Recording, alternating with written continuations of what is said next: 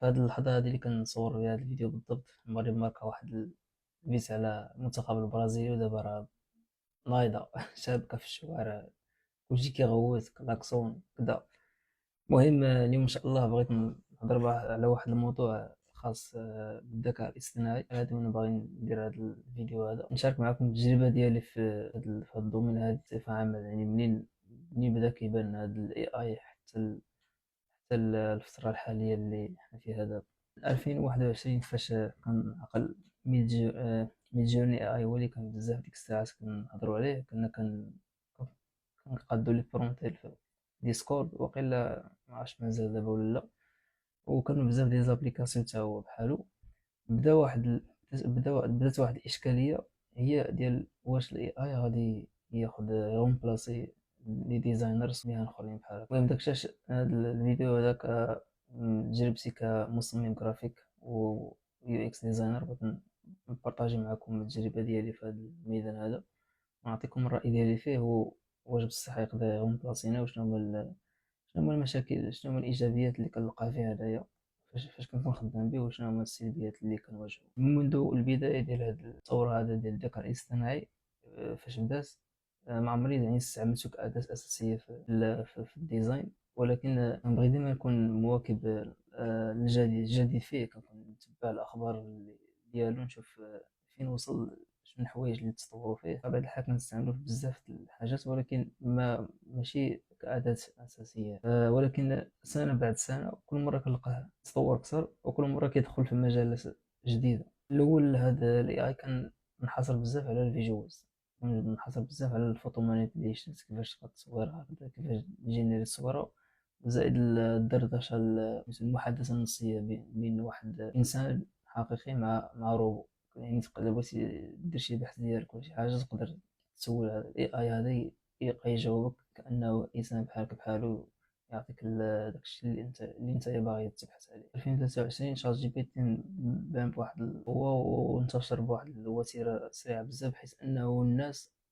ولاو بزاف ديال الناس كيعتمدوا عليه في الخدمة ديالو. وانا شخصيا صراحة ومازال لحد الان كنعتمد عليه بزاف في المجال ديال توليد المحتوى النصي ولا اليو اكس كوبي كما كنقولوا حنا في الدومين ديالنا. لانه قبل كنت نواجه مشاكل بزاف باش نبريزونتي شي ديزاين، مازال ما واجدتش الكونسنت ديالو، غتصاوب واحد الانترفاس ويب ولا شي كونسيبسيون مثلا، ولكن الكونتوني ديالها اللي غيتكتب مازال ما واجدتش. كنضطر على انني نخدم هذاك لوريم ابسن اللي هو النص الافتراضي، ولا انني ندخل للويب ونقلب داك المجال في الموضوع اللي كنخدم عليه انا الديزاين، نقلب على فقرات هكذا باش نعمر البلاصه ديال التكست، باش ما يجيش داكشي فيك.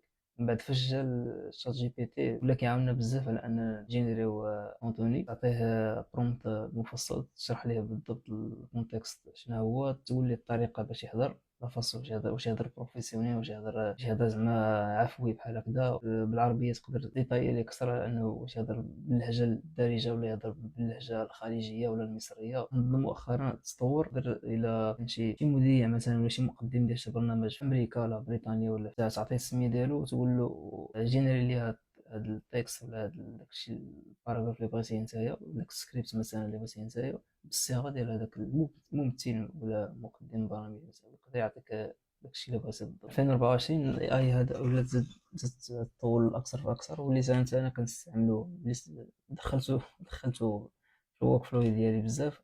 كنجينيري به التصاور ولي زيليستراسيون، ولكن في الميدان ديال اليو اكس و اي ديزاين كان مازال ضعيف بزاف، ما كانش كيعطي زعما شي حاجه اللي تعتمد عليها. كيعطيك عندك شي فكره، كيعطيك مجرد واحد الموكاب اللي انت كيعاونك شويه هكذا باش تقاد الديزاين ديالك وصافي.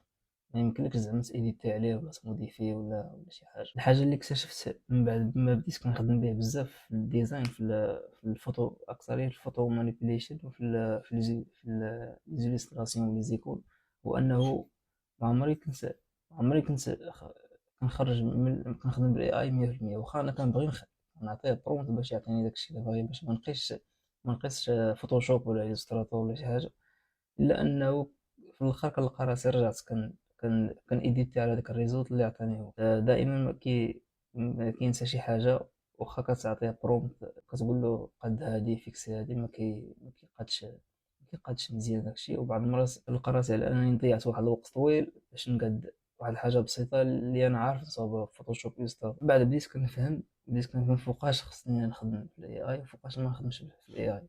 بديت كنستعملو غير في الحالات اللي كنكون كنشوف راسي على انني هذاك الديزاين اللي باغي راه ما غاديش نقدر نصاوبو مثلا في فوتوشوب ولا يستاطور، ولا ما غاديش نلقاه في الويب. بزاف بحال بعض المرات كنحتاجو 3 دي ايكونز ما كنلقاهمش في الويب. يعني خصك طلبها ضروري نتايا في البرامج اللي خاصة بالرسم ثلاثي الأبعاد 3 دي ماكس ولا سينما 4 دي. كاين بزاف ديال البرامج. ومثلا حتى في المسألة ديال البحث عن الصور بعض المرات كنحتاجو نخدمو بناس اللي هما عندهم ملامح عربية مكنلقاهمش هادو في الويب، كيكونوا قلال خصك تخلص باش تخدم بهم، كيكونوا قدام حيت تصورهم بشحال هذا هو الإشكال. هنا الاي اي كيعاونني بزاف كيولي صاحبي اكثر. كنعطيه برومبت مقاده يشرح ليه الكونتكست مزيان، لونفيرونمون كيفاش خصو يكون، شنو خصو يكون في الباك جراوند هادي وهادي، كيعطيني نتائج مزيانه. وكنقدر نستعمل هاد الحاله على الاخر ديال 2021 مع البدايه ديال هاد السنه هادي. بدا الاي اي كيدخل في المجال ديالنا حنايا ديال التيك وفي ديال اكس اي ديزاين. كلود تطور بزاف واستحوذ تقريبا على جميع المجالات، ولا كيفهم في كل شيء بهذا المعنى هذه. بحيث انه تقدر تكون عندك فكره كيحولها لصاص برودكت ولا ويب ابليكيشن اللي يقدر يخدموا بها الناس بدون درايه، بلا ما تكون عندك درايه زعما بالبرمجه ولا بروغرامين. هنايا بدينا كنحسوا شويه بالرعب. هي بالضبط درت واحد البوست مع راسي، رجعت للورو كنت كنشوف، حيت كان عندي واحد الاهداف اخرى باش نتعلمهم، نطور راسي فيهم في المجال ديال يو اكس ديزاين والويب ديزاين، مثلا بحال فريمر بحال ويب فلو وهاد اللعيبات هادو. وفاش شفت الكلود هو في واحد مؤخرا واحد الوقيته كان ما عارف كيفاش كان كيتطور كل مره كيخرجوا جديد، كل مره كتبان فيه شي حاجه جديده، وخصك تتعلم، خصك تبقى تابعو. شلاضه ديال بصح قلت ضروري خصني نتعلم، انه رسميا دخل في الورك فلو ديالنا ديال الديزاين، حتى في الميدان ديال البروغرامينغ. بديت كنشوف فيديوهات، كنتبع الكونتنت بزاف، تويتر في اليوتيوب الدراري كيفاش كيبويليو برودكت. وليت كنستهلك كونتنت بزاف ديال كيفاش كيخدموا بالاي اي في بويلدينغ برودكت. واحد النهار كان جاتني واحد الفكره في راسي، قلت علاش ما نجربش هاد الفكره هادي، نشوف هاد الباور هذا ديال الاي اي واش بصح يقدر يصاوبها ولا مجرد ترند ودايز. زعما الفكره اللي كانت جاتني هي فكره ديال واحد لابليكاسيون خاصه بتذكر القران الكريم. الفكره جاتني من مشكل شخصي انا اللي كنواجهه بزاف فاش كنكون كنصلي، كنكون حافظ بعض الصور وكنغلط في شي ايه وسط الصلاه. فاش كنسالي الصلاه كنبغي نراجع الايه باش نصحها، كيخصني يا اما نهز المصحف ولا نهز لابليكاسيون ديال القران اللي كاينه في جميع التليفونات عند الناس. خاصك تقلب على الصوره في الفهرس وتقلب على الآية وسط الصورة، وبعد مرات كيكونوا شي صور اللي هما كبار وانت خاصك غير ديك الآية بالضبط تأكد منها انت. هاد الفكرة هادي جاتني في رمضان، ان شاء الله غادي نحاول نقد نريكوردي شي فيديو واحد اخر اللي نقول لكم اكثر بالتفصيل كيفاش درت نصاوبها. لابليكاسيون نساء المرشد مازال كل مرة كنخربق فيها شي شوية، فاش كيبقى لي وقت كندخل كنخرج فيها شي شويه. الا تيسرات الامور نقدر نحطها في بلاي ستور باش تعمل الفائده، لانه صراحه غادي تنفع بزاف ديال الناس، سواء اللي كيحفظوا او لا شي واحد باغي يتاكد من شي ايه داري اللي يسجلها كذا، وهذا غادي يطلع له كتعطيك السميه ديال الايه، السميه ديال الصوره والرقم ديال الايه. مازال من بعض المشاكل نحاول نقدهم حاليا. نعطيكم بصفه عامه يعني التجربه ديالي مع الديزاين مع الذكاء الاصطناعي فعام، بخصوص من بعد فاش صوبت هاد لابليكاسيون هادي اكتشفت بزاف ديال الحوايج. لانه في الاول كنت خدام ببلاتفورم ديال بابل، جاتني ساهله كنعطيها برومبت كيقاد لي هذاك الفيتشر اللي بغيت نحيد شي حاجه كنحيدها، بغيت نزيد نحسن شي حاجه كتجيني ساهله كنقاد برومبت، كنعاود نعطيها لشات جي بي تي كيرجع ليا كنعطيه كيقاد. الا كان شي حاجه اللي افونسي كنمشي لجيميناي كنعاود المهم كنخلط من هنا ومن هنا. فاش دازت مده طويله قرب يسالى لي هذاك سميتو السبسكريبشن، حتى انا كنت خلصت باش نتيستي هذيك البلاتفورم. فاش قربت تسالي بغيت هزيت الكود كامل وحولته باش نخدم به في اللوكال هنا هنا الطامه الكبرى فاش بانت. علاش؟ حيت انايا ما عنديش درايه كبيره بالكود، شي حاجات بساط كاف اش تي ام اس اس اس، وباش تبولي ابليكاسيون وتوصيها، وخاصك داتابيز، وخاصك ملي غتجي اش من موديل ديال الاي اي غادي تستعمل واحد الحماق بزاف اللي كاع ما كنت رد ليه البال. هاد بديت كنكتشفو كل مره كنكتشف مشكل، كنت كنستعمل جيميناي باش نحل هاد المشاكل هادو، كيعاوني بزاف، كيقول لي شنو خاصك دير، هما لي زيتاب كذا كذا كذا.